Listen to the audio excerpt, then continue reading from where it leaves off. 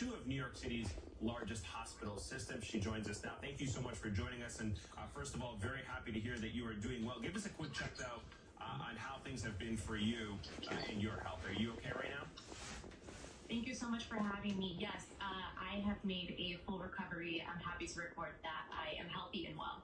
Great. I'm happy to hear that as well. Let's talk a little bit about what you are doing now and what your experience has been. As somebody on the front lines dealing with patients, you engage and interact with patients a lot more than a lot of the doctors and nurses you would normally think. Why and how so? So normally pre-COVID, radiographers will see dozens of patients a day. And now with the increased capacity to hospitals, max capacity being raised, we have now our workload has been impacted. While a nurse may have several patients within a unit and a doctor may oversee an entire unit, we are here servicing every single COVID unit and other critical units hospital-wide. And so give us a sense from your interactions with your fellow radiographers. Do you know others who have become sick? How are hospitals treating those like yourself who do become sick? What kind of resources are they providing you?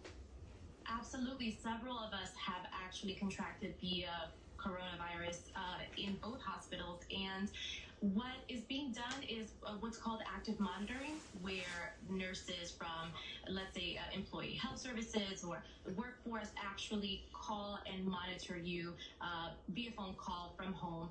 And typically when you are 3 days symptom-free, you are sent back into the workforce. So were you ever actually administered a test at your hospital for COVID-19? No, I was not. Do you know why they did not provide one for you? Did they give you a reason why not? Right. So at this time, what was said was that limited testing was available. And because I was not experienced, my symptoms were considered mild at that time, I wasn't administered a test, but I did decide to get tested outside at an urgent care. So what is the situation for you and your colleagues right now in terms of your equipment? Do you have the PPE that gives you the confidence as you go about carrying out these exams on COVID patients?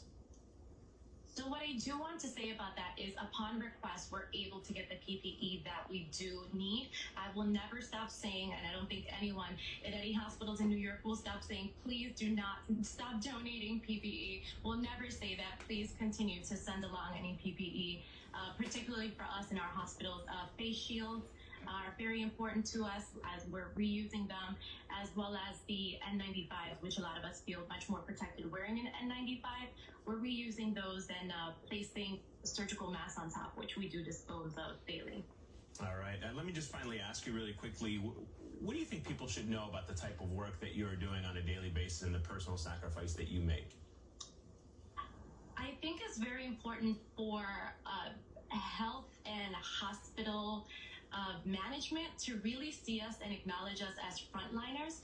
We're there at the bedside of your loved ones. We are right there alongside the nurses, with the doctors, making sure that your family members make it back home. And so to speak to also the relief fund, our nation is getting $484 billion, $75 billion will be for hospitals, right? So the management of health and hospitals, we just want to be considered. We want you to see us. We want you to acknowledge us as frontliners. We certainly see you and hear you on this program. Josemarie Brito, thank you so much for sharing your voice with us. Appreciate it.